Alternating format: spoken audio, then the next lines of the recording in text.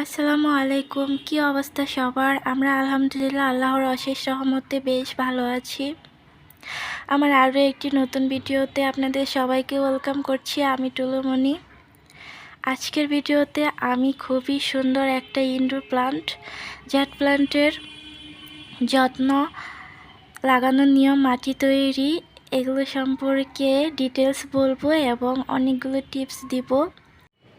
তো আপনারাও যদি এরকম সুন্দর হেলদি জাট প্লান্ট পেতে চান তাহলে ভিডিওটি না টেনে ধৈর্য সহকারে সম্পূর্ণ দেখার চেষ্টা করুন, কারণ আজকের এই ভিডিওতে আমি জাট প্লান্ট সম্পর্কে ছোটোখাটো অনেক টিপস দিব এবং এর যত্ন সম্পর্কে সব কিছু একদম ডিটেলসে বলে দিব।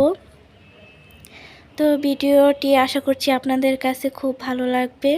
তো ভিডিওর শুরুতেই বলে রাখি, যদি ভিডিওটি একটু ভালো লেগে থাকে তাহলে প্লিজ একটা লাইক করে দিবেন।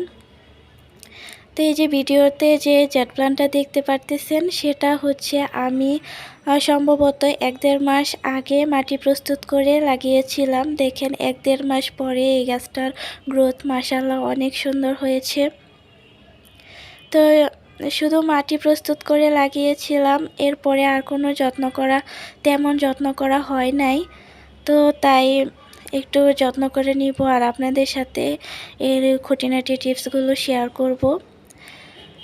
তো 1 মাস আগে যেহেতু লাগাইছিলাম সেক্ষেত্রে গাছে কিছু পরিমাণে আগাছা জন্মাইছে, সেগুলো আমি উঠিয়ে নিলাম। এখন হচ্ছে মাটিটা একটু বসে গিয়েছে, তাই মাটিটা আমি একটু আগলা করে দিতেছি। যে কোনো গাছের ক্ষেত্রে মাটিটা যদি বসে যায় সেক্ষেত্রে মাটিটা আগলা করে দিলে গাছের জন্য অনেক ভালো। এতে করে গাছের শিকড়টা খুব ভালোভাবে গ্রো করতে পারে। বসে যাওয়া মাটিতে শিকড় ভালোভাবে গ্রো করতে পারে না এবং গাছের বৃদ্ধিও সেক্ষেত্রে ভালো হয় না। আর হচ্ছে মাটিটা আগলা করে দিলে মাটিতে যে পানিটা দেওয়া হয় কিংবা তরল সার কিংবা রাসায়নিক সার যেটাই দেওয়া হোক না কেন খুব ভালোভাবে মাটির গভীরে প্রবেশ করতে পারে। সেক্ষেত্রে এই মাটি থেকে গাছ খুব ভালোভাবে খাদ্যটাও শুষে নিতে পারে।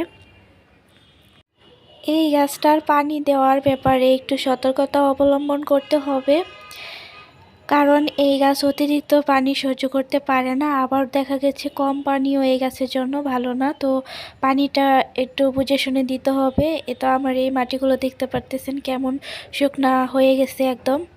তো এরকম যখন মাটিটা হয়ে যাবে তখনই কেবলমাত্র এই গাছে পানি দিতে হবে। মাটি স্যাঁতসেঁতে বা ভিজা থাকা অবস্থায় পানি দেওয়া যাবে না। এতে করে হচ্ছে গাছের গোড়া পচে যেতে পারে বেশি পানির ফলে। তো সেই ক্ষেত্রে গাছটা মারাও যেতে পারে, আর অনেক সময় যদি মারা নাও যায় তো গাছের পাতাগুলো হলুদ হয়ে ঝরে যেতে পারে বেশি পানির কারণে। আরেকটা হচ্ছে যদি আমরা কম পানি দেই সেক্ষেত্রে দেখা গেছে এর পাতাগুলো তেমন একটা রসালো থাকে না, কেমন চুপসে যায় আর ফ্যাকাশে একটা কালার ধরে যায়। তো তার জন্য যেটা করতে হবে একদম বুঝে শুনে খেয়াল করে এই গাছে পানিটা দিতে হবে। বেশিও দেওয়া যাবে না, আবার হচ্ছে কমও দেওয়া যাবে না। এখন আসি জেট প্ল্যান্ট ঝাঁকড়া করার বিষয়ে। জেট প্ল্যান্ট ঝাঁকড়া করা খুবই সহজ। তো ঝাঁকড়া করার জন্য যেটা করতে হবে, এটাকে কিছুদিন পর পর এর আগাগুলোকে একটু প্রুনিং করে দিতে হবে। মানে হচ্ছে ডালগুলোকে একটু কাটাই ছাঁটাই করে দিতে হবে। এতে করে গাছের ডালপালা আরও অধিক পরিমাণে বৃদ্ধি হবে এবং গাছটাও অনেক ঝাঁকড়া হয়ে যাবে। আর এই গাছটা যত বেশি ঝাঁকড়া হয় তত বেশি দেখতে সুন্দর লাগে। তো ঝাঁকড়া করার জন্য গাছের ডালপালাগুলো যখন একটু পরিমাণে বৃদ্ধি হবে তখন এভাবে কেটে দিতে হবে। এই গাছটা আমি কিছুদিন আগে গাছের যে মূল আগাটা আছে সেটা কেটে দিয়েছিলাম। এরপরে দেখেন কি পরিমাণ ডালপালা হয়েছে। তো এখন আমি আবার যেটা করব হচ্ছে প্রয়োজনীয় ডালপালাগুলো রেখে, মানে হচ্ছে এই গাছটাকে আমি একটা বনসাই রূপ দেব, তাই প্রয়োজনীয় যে ডালপালাগুলো আছে গাছের শেপ অনুযায়ী রেখে বাকি ডালপালাগুলোকে আমি কেটে নিয়েছি। আর হচ্ছে এখন যে ডগাগুলো আছে, মানে গাছের যে আগাগুলো আছে ডালপালা, সেগুলোকে আমি একটু কেটে দিব যাতে করে আরও বেশি ডালপালাও হয় এবং গাছটা একটু ঝাঁকড়া দেখা যায়। আর গাছ ছাঁটাই বাটাই করার ফলে যা গাছের একটু ঘাটতি হয়, তো ঘাটতিটা পূরণ করার জন্য অবশ্যই কাটা ছাঁটাইয়ের পরে সার দিয়ে দিতে হবে। আর একটা বিষয় হচ্ছে এই গাছের পাতাগুলোকে খুবই সতেজ রাখার জন্য দিনে 2 বেলা করে পানি স্প্রে করে দিতে হবে। এই গাছ স্প্রে করা পানি খুব বেশি পছন্দ করে। একদম গাছটাকে এবং গাছের পাতাগুলোকে ভিজিয়ে স্প্রে করে দিতে হবে। এতে করে পাতাগুলো যেমন রসালো থাকে, একদম সুন্দর সতেজ থাকে, সবুজ ভাবটা ধরে রাখে। জাট প্লান্ট গাছে তেমন কোনো খাবারের প্রয়োজন পড়ে না। এই গাছ ভালোভাবে মাটি তৈরি করে লাগালে এমনিতে অনেক সুন্দর গ্রো করে। তাও যদি কেউ খাবার দিতে চান তাহলে রাসায়নিক সার দেওয়ার ক্ষেত্রে নভেম্বর এবং ফেব্রুয়ারি মাসে দিতে হবে। আর জৈব সার যদি দিতে চান সেক্ষেত্রে 15 দিন কিংবা 1 মাস পর পর দিতে পারেন। সেক্ষেত্রে গাছের গ্রোথটা অনেক সুন্দর হবে।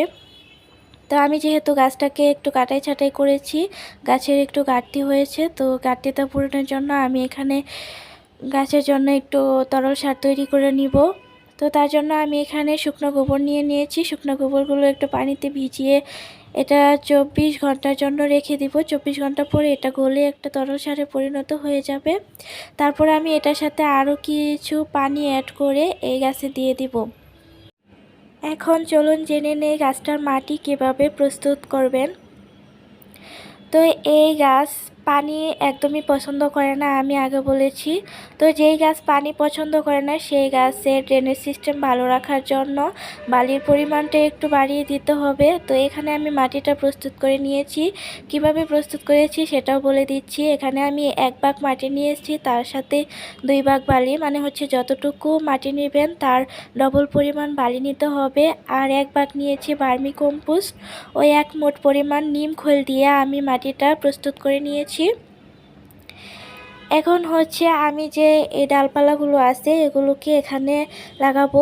এভাবে মাটি প্রস্তুত করে জাট প্লান্ট লাগালে আগামী 2 থেকে 3 মাসের মধ্যে এর আর এক্সট্রা কোনো যত্ন করার প্রয়োজন পড়ে না। এখান থেকে গাছ পর্যাপ্ত পরিমাণে খাদ্য নিয়ে খুব সুন্দরভাবে গ্রো করে।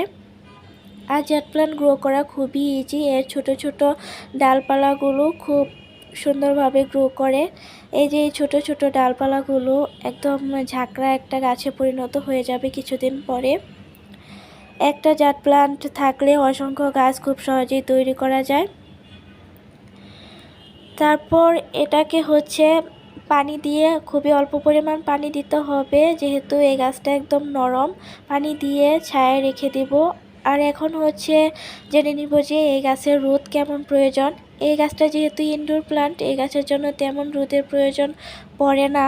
ঘরের ভিতরেও গ্রো করা যায়, তবে মাঝে মাঝে রোদে দিলেও চলে। আর যদি রোদে গ্রো করতে চান তাহলে 3-4 ঘন্টা রোদ পড়ে এমন জায়গায় রাখতে হবে। সারাদিন রোদ পড়ে এমন জায়গায় রাখলে এই গাছের গ্রোথ একদমই ভালো হবে না। পাতাগুলো ছোট ছোট হয়ে যাবে এবং গাছের বৃদ্ধি খুবই কম হবে। তো সেই ক্ষেত্রে এটা 2-3 ঘন্টা রোদ পড়ে এমন জায়গায় রাখাই খুব ভালো।